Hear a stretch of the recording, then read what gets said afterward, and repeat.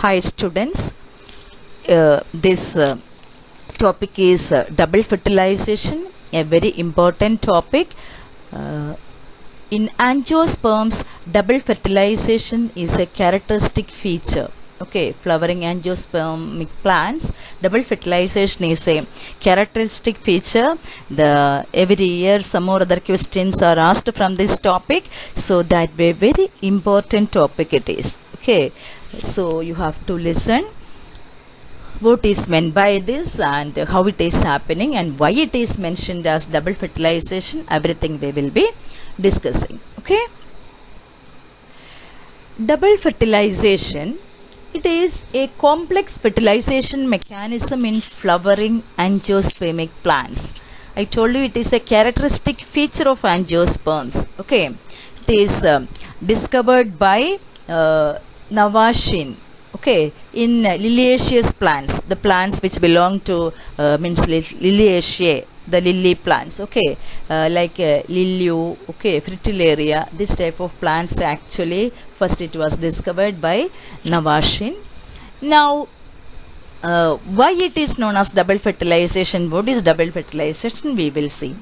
So in last video, pollen pistil interaction, I was telling when the pollen grains are falling on the stigma, the compatible ones will be recognized and it will start germinating. The pollen tube will be carrying the male gametes, okay, and it will be reaching the means female gametophyte. It will enter into the ovule. So here, after a pollen grain has reached the surface of the stigma, it germinates and form a pollen tube which penetrates the stigma, style, ovary chamber and enters the ovule. This process all take place. Okay. Then what role synergids are having? It will be secreting some chemicals and that way it will be guiding the growth of the pollen tube. Synergids, actually the filiform apparatus of synergids, it will be actually helping in fertilization that we studied during the structure of Anatropous ovule. So this way the pollen tube carrying two male gametes. Okay, already you know the structure of male gametophyte. It is having two male gametes, so it will be reaching the ovule. Now there are different ways by which actually the entry of pollen tube take place. Okay, entry of pollen tube into the ovule. Let us see. See, if pollen tube is entering directly through the micropyle, then it is known as sporogamy. When the pollen tube actually after developing, it will grow downwards through the micropyle, it will enter into the inside the ovule, then it is known as sporogamy. Okay, through this spore it is entering. Okay, and next type is chalasogamy. If the pollen tube is actually entering through the chalasa, this is chalasal region where the actually the base of the ovule where the integuments are starting. So this is chalasa. Okay, already we know the structure. So if pollen tube is entering through the chalasa, then it is known as chalasogamy. Okay, after piercing through the chalasa, again what happens? Again it will be coming to the micropylar end, and from there only it will be entering inside. But the entry into the ovule, it is taking place through the chalasa. So it is chalasogamy. And the next one is mesogamy. In mesogamy, what happens? Through the integuments. So we know outer and inner integuments are there. Through the integuments, it will pierce through the integuments and that way it will enter either from this side or from this side. It will be entering, okay, by piercing the integuments, and then actually it will be reaching over this micropylar end and it will pierce inside.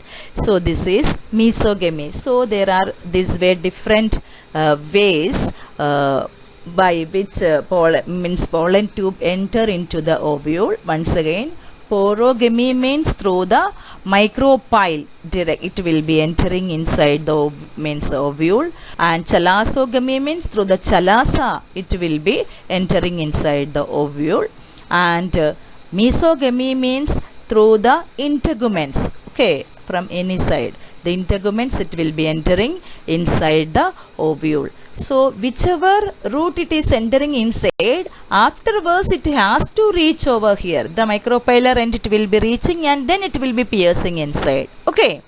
So this way different ways or means methods of entry of pollen tube it is there: porogamy, chalasogamy and mesogamy, okay.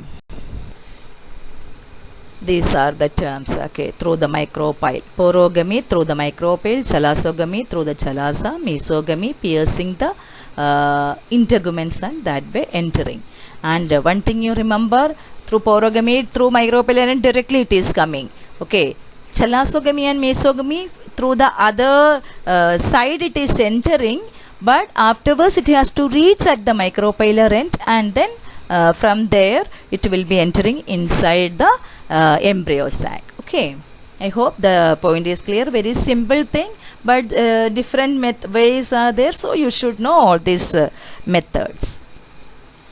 Now the important most important part of this, that is double fertilization. Double fertilization, it is why it is mentioned towards the last you will come to know, okay. First term, siphonogamy. Siphonogamy means, actually you know, see, pollen grains are falling over here, okay, then it starts germinating and this pollen tube will be that way growing. This movement of pollen tube, actually what this pollen tube is carrying, pollen tube is carrying the male gametes. Male gametes are not able to move by its own, so non-motile. So the male gametes will be carried by this pollen tube through this actually tube of this style. So that is known as siphonogamy, okay. Siphonogamy, actually the non-motile male gametes are carried through the hollow pollen tube. It is known as siphonogamy, okay. It can be asked, these all terms actually why I am again and again telling, because it can be asked for one sentence question all, okay. So non-motile male gametes carried by the pollen tube, okay. So that process is known as siphonogamy, and when it is reaching, so it is having two male gametes, okay, and it is entering inside here the embryo sac is there. Already we know the structure in the embryo sac. Here it is egg apparatus, okay. At the center there will be egg and on either side synergids will be there. So in that two male gametes, the first male gamete actually it is means fusing with the egg, and that way a diploid zygote is formed. So one male gamete plus the egg, okay, it fuses together. That process is known as syngamy, and it leads to the formation of diploid zygote. Understood the process? The first male gamete, okay, fuses with that male gamete, it is haploid, and the egg also haploid female gamete, okay. They both fuse together to form diploid zygote, and it is known as syngamy, okay. Syngamy. And then what happens to the second male gamete? I told you two male gametes are there. The second male gametes, okay, it reaches over here. Here secondary nucleus is there. Children, do you remember the peculiarity of secondary nucleus? Secondary nucleus is diploid. You remember? Because from two polar nuclei, one polar nuclei from one pole one from the opposite pole together come towards the center, they fuse together, and that way two means haploid cells fuse together to form the secondary nucleus. So secondary nucleus will be diploid. To that secondary nucleus, the male gamete, the other male gamete fuses. So diploid secondary nucleus plus haploid male gamete leads to the formation of triploid primary endosperm nucleus.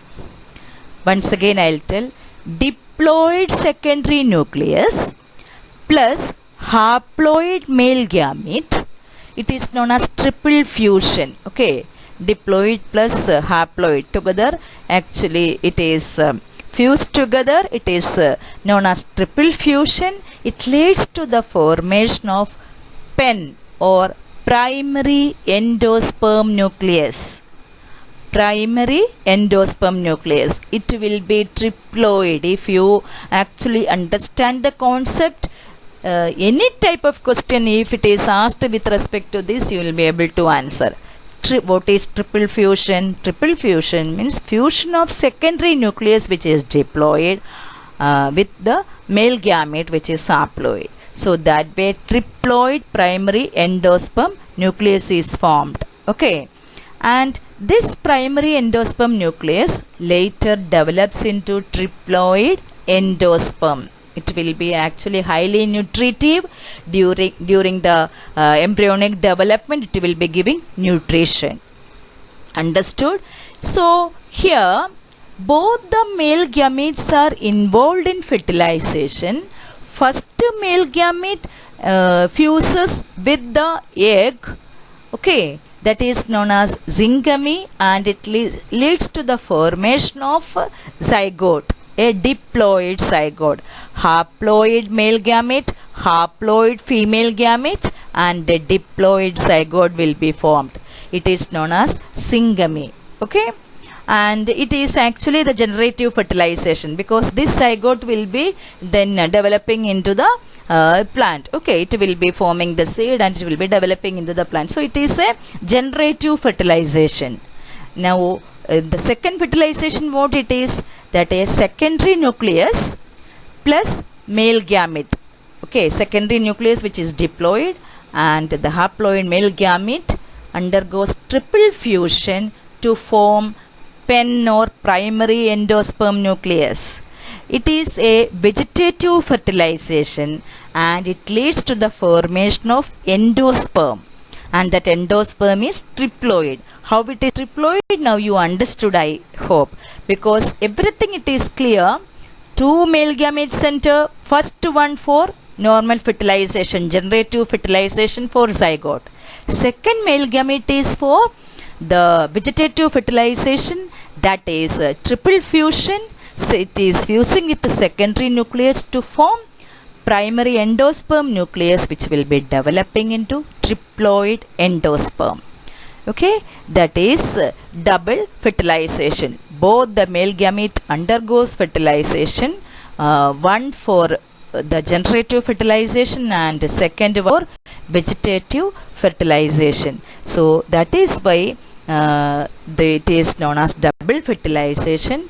Both the male gametes are involved in fertilization. So the fertilization in angiosperms, it is mentioned as double fertilization. Okay, now what is the significance of double fertilization? We will see. It is a unique feature of angiosperms. Already I said it is a unique feature. It is a special characteristic of angiosperms. It ensures the parent plant invest a seed with a food store, because seed is forming by primary fertilization or the generative fertilization through the zygote, and that zygote actually when it is forming seed, it is getting its food by the endosperm. Okay, if the egg is fertilized, that time the endosperm is also forming and it will be giving nutrition. So the parent plant when it is actually undergoing, means it is producing seed, the nutritive cell is also developing, nutritive endosperm is also developing with that. So that is one point. Then diploid zygote develop into an embryo, which consequently develop into a new plant. We know zygote develops into the embryo, and from that a new plant will be developing. Then triploid pen or primary endosperm nucleus develop into nutritive endosperm tissue. So this nutritive endosperm tissue will be providing nutrition for the developing embryo. Okay. Now it restores the diploid condition by fusion of haploid male gamete with the haploid female gamete. Okay, in double fertilization, the syngamy, through the syngamy, the diploid condition is restored. Both male and female gamete, they are haploid, and diploid zygote is formed. So in sexual reproduction, by this zygote formation, actually the diploid condition, it will be restored. Okay, and it helps to avoid polyembryony, because two male gametes are there. One male gamete is involved in syngamy. The second male gamete is also means involved over here for the formation of endosperm nucleus, primary endosperm nucleus. So that way both the male gametes are means allotted for each duty. So that way polyembryony is avoided. So this is the significance of double fertilization. Okay, I hope the what is double fertilization all of you understood.